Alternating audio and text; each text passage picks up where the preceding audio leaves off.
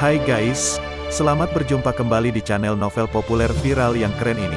Sebelum mengikuti kelanjutan kisah Dev atau Camping yang semakin seru dan mendebarkan ini, mohon bantuan kalian untuk subscribe, like, komen dan share video-video yang ada di channel ini ya. Perlu diketahui bahwa novel Perintah Kaisar Naga ini adalah termasuk kategori novel ongoing. Jadi waktu update dan jumlah bab setiap hari menyesuaikan dengan update dari autornya.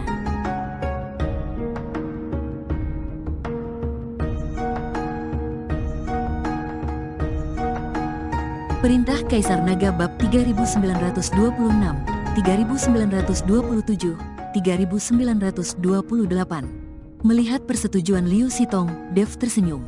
Namun, Wei Qing dan Qian Xiu sangat gugup. Meskipun uang itu bukan milik mereka, sungguh menyedihkan memberikannya kepada Liu Sitong secara gratis. Hei, Wei Qing menghela nafas, uang itu dibuang sia-sia. Alangkah baiknya jika dia bisa memberikannya untuk dirinya sendiri. Saudaraku, tidak perlu mengeluh. Bagaimana jika kita menang, kata Dev sambil tersenyum. Hahaha, kamu, orang baru, apakah kamu punya otak yang buruk-buruk dan buta? Tidakkah kamu melihat berapa banyak murid dalam kelompok kami? Berapa tingkatan murid dalam kelompok kami? Liu Sitong tertawa dan berkata, adik laki-laki, tidak peduli seberapa kaya kamu tidak bisa menyia-nyiakan uangmu. Kami sangat berterima kasih kepada kamu karena membantu kami membayar biaya penilaian, tapi kamu... Qian Xiu juga terdiam beberapa saat. Murid-murid lainnya juga terdiam. Dibandingkan dengan murid-murid dari kelompok pemimpin sekte yang baru, mereka bukanlah tandingannya sama sekali. Terlebih lagi, mereka masih menjadi ketua juri penilaian, yang membuatnya semakin putus asa.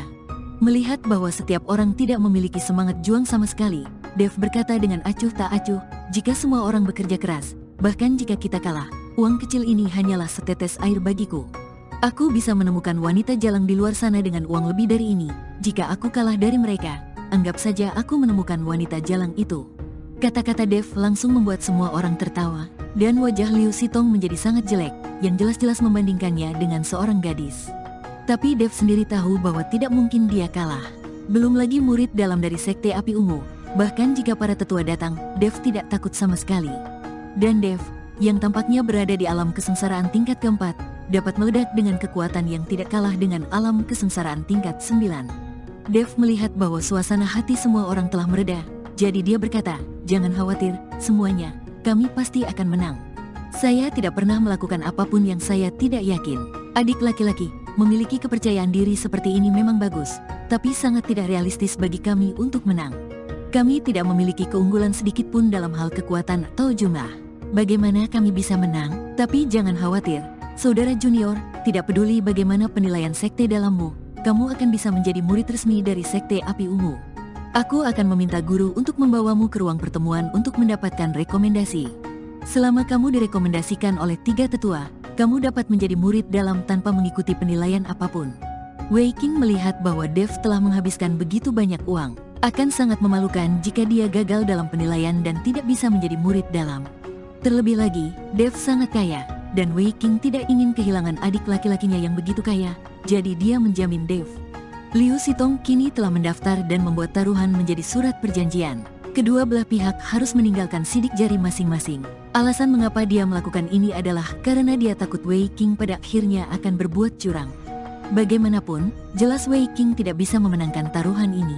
Setelah melakukan semuanya, Liu Sitong melambai kepada seorang pemuda. Kakak laki-laki, pemuda itu melangkah maju dan membungkuk. Lusan, apakah masih perlu aku menjelaskannya kepadamu? Kamu akan tahu apa yang harus dilakukan nanti, kan? Liu Sitong bertanya pada pemuda itu. Kakak senior, jangan khawatir, tidak satupun dari orang-orang ini yang bisa lulus penilaian. Lusan mengangguk dan berkata, meskipun kita kuat, kita tidak boleh gegabah. Bagaimanapun, taruhannya adalah ratusan koin spiritual emas ungu, jadi kita tidak boleh gegabah. Setelah Liu Sitong selesai berbicara, dia mengeluarkan sebuah benda yang dibungkus kain merah dari tangannya dan menyerahkannya kepada Lusan. Jika benar-benar diperlukan, kamu dapat membukanya dan menggunakannya. Lusan mengambilnya dengan hati-hati dan berkata dengan penuh semangat, kakak, lihat saja. Saat penilaian, Qian Xiu juga berdiri bersama semua orang. Kakak senior, kamu sudah menjadi murid dalam. Apakah kamu masih perlu mengikuti penilaian? Dev bertanya dengan bingung, penilaian bagian pertama sama. Saya mengikuti penilaian Diaken, tetapi penilaian selanjutnya akan berbeda. Qian Xiu menjelaskan setelah Dev. Oh, ternyata seperti itu. Dev mengangguk. Adik laki-laki, selama penilaian, jangan kemana-mana, ikuti saja aku. Juga, bagaimana dengan pelatihan api pamungkasmu? Sekte Api Ungu kami berspesialisasi dalam keterampilan berbasis api. Jadi sebagian besar penilaiannya adalah keterampilan berbasis api. Qianxiu bertanya, Dev tidak tahu harus menjawab apa. Dia sekarang memiliki 3 tingkat api pamungkas, dan dia juga telah memahami asal-muasal sistem api. Namun, sulit bagi Dev untuk mengatakan seberapa jauh dia telah mengembangkan api pamungkasnya. Melihat keraguan-raguan Dev, Qianxiu sedikit terkejut dan berkata, adik laki-laki, kamu bahkan tidak memiliki api pamungkas, kan? Jika kamu tidak berlatih api pamungkas, kamu tidak akan bisa lulus penilaian sekte dalam. Penilaian sekte dalam adalah yang paling sulit. Yang penting adalah kamu harus melatih api pamungkas. Kakak senior, aku punya api pamungkas. Setelah mengatakan itu, api dari pusat bumi berdenyut di tubuhnya ujung jari. Nyala apinya sangat lemah, seperti lilin, bisa padam hanya dalam satu tarikan napas. Melihat api pamungkas Dev yang lemah, Qianxiu merasa tercengang. Semua orang juga terdiam. Bisakah api tertinggi ini lulus penilaian? Namun, Wei Qing berkata, selama kamu memiliki api pamungkas, setidaknya itu lulus untuk penilaian. Tidak peduli seberapa kuat kamu, jika kamu tidak bisa melatih api pamungkas, kamu tidak akan bisa untuk lulus penilaian. Lihatlah Lusan sebaliknya, yang berada di alam kesengsaraan tingkat 6. Dia adalah yang terkuat di antara murid luar, tetapi dia belum mampu menguasai api pamungkas, dan dia tidak bisa menjadi seorang murid dalam. Wei Qing takut Dev akan berada di bawah tekanan, jadi dia mengatakan ini. Dev hanya tersenyum dan tidak berbicara. Dia takut dia akan mengungkapkan kekuatan aslinya dan menakuti orang-orang yang datang lagi. Kemudian semua orang berkumpul dan mendengarkan Qianxiu berbicara tentang poin-poin penting dari penilaian, serta penggunaan dan penempaan api pamungkas. Meskipun ada banyak celah dalam perkataan Qianxiu jelas memahami lebih dari murid luar itu. Tapi itu benar-benar tidak bisa dibandingkan dengan Dev. Bagaimanapun, Dev adalah orang yang menyadari asal mula api. Jika Anda tidak memahami api pamungkas sampai batas tertentu, Anda tidak akan dapat memahaminya. Terlihat bahwa orang-orang ini sangat gugup dan bersemangat dengan penilaian tersebut. Dev tidak merasakan apa-apa, karena dia tahu bahwa dia bisa lulus dengan mata tertutup. Di mata Dev, penilaian sekte dalam sekte api ungu sesederhana bermain-main dengan seorang anak. Kring, dengan suara dering yang keras, semua orang langsung menutup mulutnya, dan kemudian melihat ke depan dengan serius. Dev melihat Liu Sitong memegang token sehitam tinta di tangannya, dan dia menekannya dengan lembut ke dalam lubang bundar. Hanya ada suara mendengung, dan kemudian tirai cahaya muncul di depan semua orang. Itu seperti layar cahaya yang menayangkan film. Di layar cahaya, Dev melihat pegunungan dan pepohonan hijau. Pemandangan itu sangat kontras dengan gurun di sekitar gerbang api ungu. Semua orang melihat pemandangan ini, banyak yang memiliki kerinduan di mata mereka. Lagi pula, jika seseorang tinggal di gurun ini terlalu lama, dia akan mendambakan lingkungan dan tempat yang berbeda. Ibarat jalan-jalan, betapapun indahnya pemandangannya, semasa tinggal di sana pasti ingin kabur dan jalan-jalan ke tempat asing. Seperti yang diketahui semua orang, tempat seseorang bepergian juga merupakan tempat di mana orang lain ingin melarikan diri. Adik laki-laki, jangan gugup, masuk saja dan bersantai. Karena ini sudah di depan mata, tenangkan pikiranmu. Bahkan jika kamu gagal dalam penilaian, sebagai calon murid dalam, kamu juga harus bertekad. Wei Qing menepuk bahu Dev dan berkata, saya tahu, adik perempuan Qian, aku serahkan adik laki-laki ini padamu. Kamu harus menjaganya dengan baik. Selain itu, jika kamu gagal dalam penilaian Diaken, jangan memaksakan diri. Berhenti saja, penilaian Diaken akan sangat berbahaya nanti. Wei Qing memperingatkan Qianxiu. Bagaimanapun, Wei Qing adalah seorang Diaken, dan dia sendiri telah lulus penilaian, jadi dia tahu bahaya tempat penilaian. Kakak senior, jangan khawatir, aku punya akal sehat. Selain itu, adik laki-lakiku adalah dewa kekayaan, dan aku tidak akan pernah membiarkan apapun terjadi padanya, kata Qianxiu sambil tersenyum. Duarer, pada saat ini, suara gemuruh terdengar dalam cahaya formasi. Kemudian pemandangan dalam cahaya perlahan menghilang, dan sebuah pintu terang muncul. Gerbang cahaya bersinar dengan cahaya keemasan terang, menyinari wajah semua orang. Napas semua orang mulai menjadi cepat, gugup dan bersemangat. Diketahui bahwa banyak murid sekte luar yang belum bisa masuk sekte dalam selama lebih dari 10 tahun. Terutama orang-orang seperti Lusan, yang sangat kuat, tetapi mereka tidak bisa melatih api pamungkasnya, dan mereka terus berkeliaran di luar. Dan bahwa sumber daya murid luar dan murid dalam sangat berbeda. Terlebih lagi, murid luar tidak memiliki hak atau status apapun. Selama seseorang menjadi murid dalam, statusnya akan meningkat pesat. Penilaian dimulai. Mengikuti teriakan Liu Sitong, semua orang berkerumun menuju pintu cahaya. Saat memasuki tempat penilaian, pintu lampu otomatis tertutup, dan Dev menemukan bahwa pria bernama Lusan selalu memeriksa dirinya dengan kesadaran spiritualnya.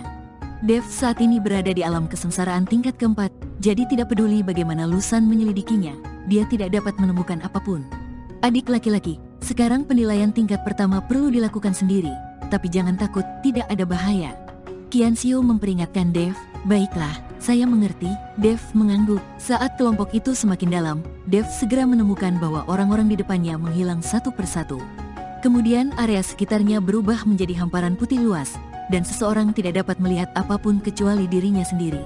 Formasi ilusi, Dev mengangkat sudut mulutnya. Dia tahu bahwa orang-orang ini sebenarnya tidak dipisahkan secara individu. Mereka hanya menggunakan formasi ilusi untuk membuat para kultivator ini secara keliru mengira bahwa hanya dialah yang tersisa. Lampu merah menyala di antara alis Dev, lalu menembus kabut putih dan melihat Qianxiu dan yang lainnya tidak jauh darinya. Dev dapat dengan mudah menembus formasi ilusi tingkat ini. Hanya saja Dev tidak melakukan itu, dia hanya datang untuk penilaian. Jika dia menghancurkan susunan ilusi, kekuatan aslinya akan terungkap. Menarik mata Tianmingnya, Dev berpura-pura tidak tahu apa-apa dan bergerak maju dalam formasi ilusi. Dia segera melihat platform tinggi muncul di depannya. Di platform tinggi, seorang lelaki tua berbaju putih berdiri tak bergerak seperti patung. Dev menggunakan kesadaran spiritualnya untuk menjelajahi masa lalu dan menemukan bahwa lelaki tua itu tidak dapat mendeteksi tingkat kultivasinya.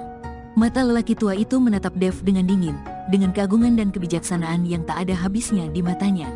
Seolah-olah Dev dapat dilihat hanya dengan sekali pandang. Junior, jika kamu ingin menjadi murid Sekte Api Unguku, kamu harus tulus, tenang, dan berpikiran kuat. Kamu tidak boleh menyembunyikan apapun dari sekte tersebut, tahukah kamu? Orang tua itu berbicara perlahan, tidak keras, tapi dengan nada pertanyaan yang tidak bisa dibantah. Dev memandang lelaki tua itu dengan cibiran di bibirnya. Tampaknya penilaian tingkat pertama ini adalah untuk menyaring para kultivator yang menyembunyikan sesuatu. Jika beberapa murid melakukan kejahatan, atau melakukan banyak perbuatan jahat dan memiliki banyak musuh, orang-orang seperti itu akan menimbulkan masalah bagi Sekte Api Ungu jika mereka menjadi murid dalam. Tujuan dari level pertama adalah untuk melenyapkan beberapa murid yang menyembunyikan sesuatu. Untuk seseorang seperti Dev, yang menyembunyikan identitas, alam, dan bahkan auranya, jika dia tidak cukup kuat, dia pasti tidak akan bisa melewati level ini. Tapi Dev tidak takut sama sekali. Ini hanya ilusi, agar penguji tidak berani berbohong. Dev dapat mematahkan ilusi ini dengan lambaian tangannya, dan tentu saja dia tidak takut dengan pertanyaan lelaki tua itu. Aku tahu, kata Dev dengan tenang. Oke, sekarang beritahu aku tujuanmu bergabung dengan sekte ini dan identitasmu yang sebenarnya. Suara lelaki tua itu dipenuhi dengan keterkejutan, yang bisa langsung menyentuh jiwa. Bersambung.